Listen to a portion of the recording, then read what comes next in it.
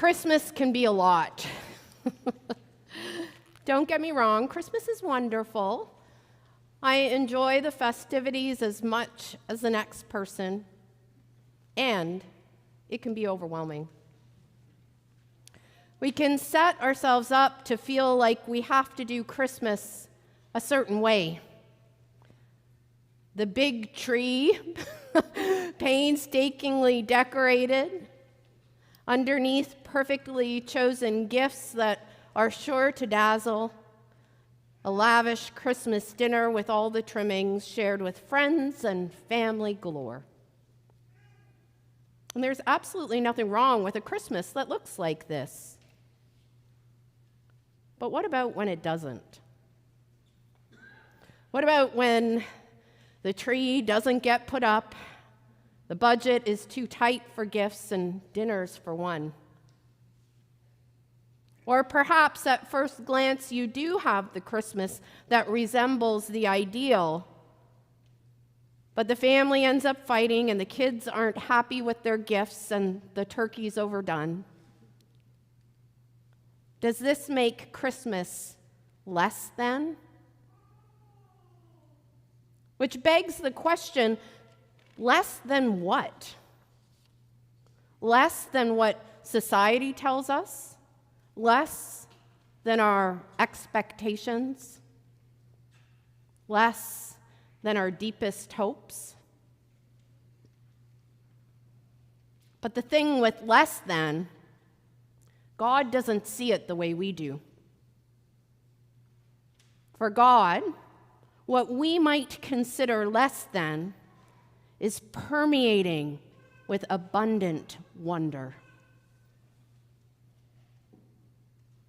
Last night at our Christmas Eve services, we heard the traditional telling of the Nativity, of the birth of Jesus, the child born into a precarious setting, a less than setting, who is none other than the Son of God.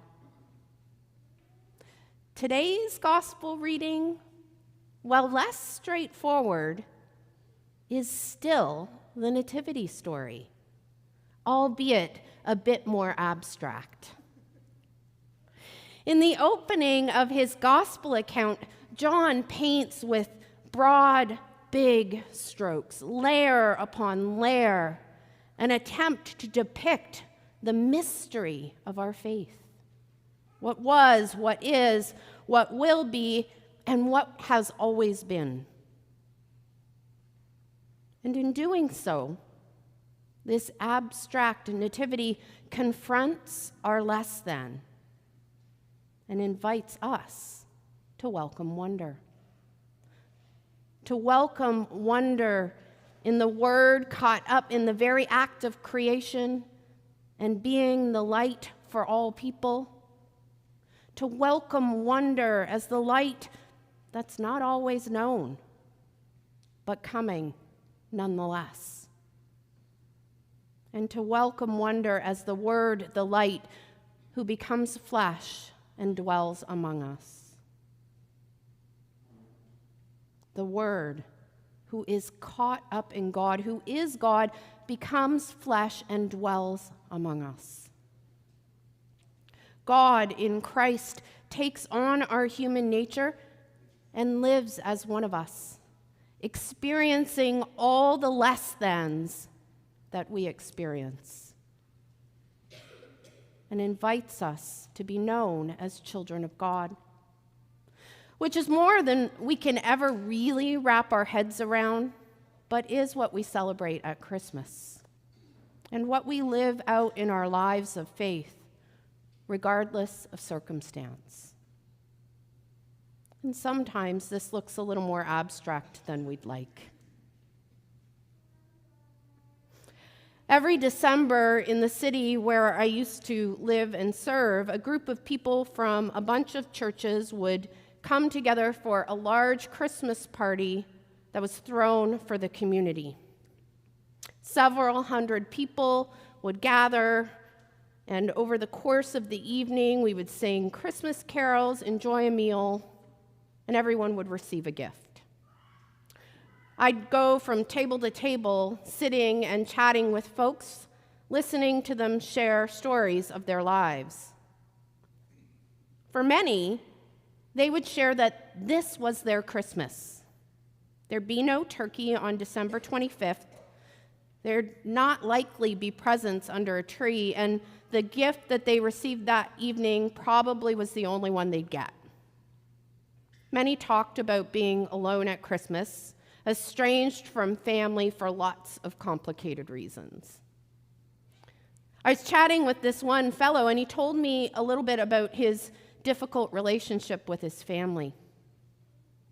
He told me about his struggle with addiction and how he was working to change his relationship with alcohol. He shared with me that he often felt less than, looked down on, and lost. I talked about what you would expect a priest to talk about.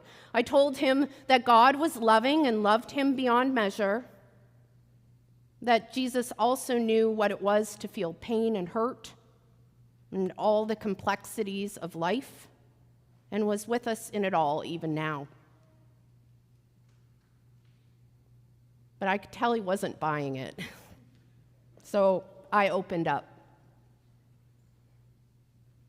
I shared with him a little bit about how I truly understood what the impacts of struggling with alcohol looks like.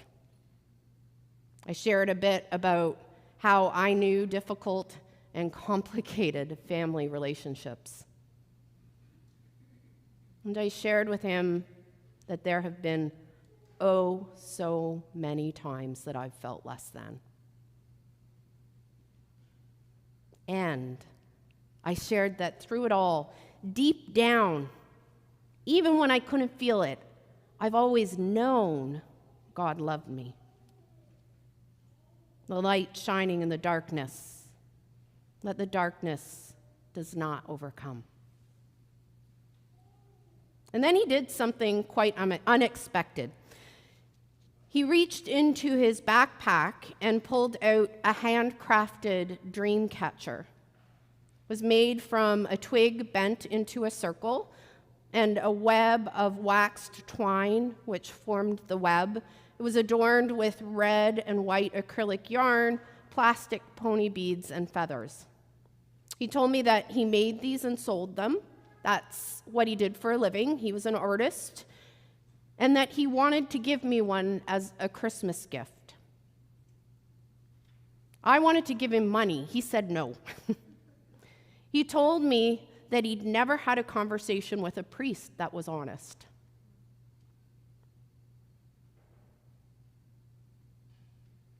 That broke my heart just a little. But I think he felt seen and loved. And in that moment, at least, he might have even believed that God loved him. To this day, I can say that that was the best Christmas I've ever experienced. And the dream catcher, it hangs in my office, and I look at it every day. That Christmas was the abstract nativity lived out. It shattered the idea of less than and opened both my new friend and I up to welcome wonder, to experience the Word dwelling among us and in us. Reformation theologian Martin Luther talked about this idea of living as little Christs, to be little Christs to our neighbors, because in doing so, we find our true identity as children of God. I like this, and it sounds really hard. I think to do this well, we have to embrace vulnerability, not only with one another, but with God, and welcome the wonder of Christ who dwells with us and in us. This is what Christmas reminds us time and time again. Yes, Christmas can be a lot. But it doesn't mean that wonder isn't here. Where might you welcome wonder this Christmas time? Is it in the perceived less thans? Is it an unexpected moment of vulnerability with a stranger? Is it in the not quite perfect Christmas dinner and the complicated visits with family?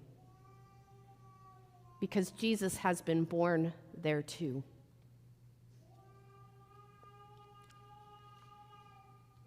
I want to finish up today by sharing a blessing for Christmas Day by Kate Bowler and Jessica Ritchie, and it's from her book, and I love this title, The Lives We Actually Have, Blessings for Imperfect Days. I hope it resonates with you as it did with me and helps you to welcome wonder. God, this is a kind of magic, the way this day shines so strangely, how it sparkles beyond our understanding. Yes, it was a disaster the way the food turned out this year, and how What's-Her-Face said, I told her not to, what shouldn't be repeated again this year. But somehow this day never fails to awaken a longing to love well, or at least better, all those here with us and those far away, and to remember with gratitude those now gone, gone, gone, and missed. What is this mystery? Our God who sets the world spinning should come down for this one reason, to love us into newness, not for gain, nor our capitalist fantasies, but for the hope so freely, lavishly given, that we might learn to see, feel, and live Christ's love. Thank you, Christ the giver and gift.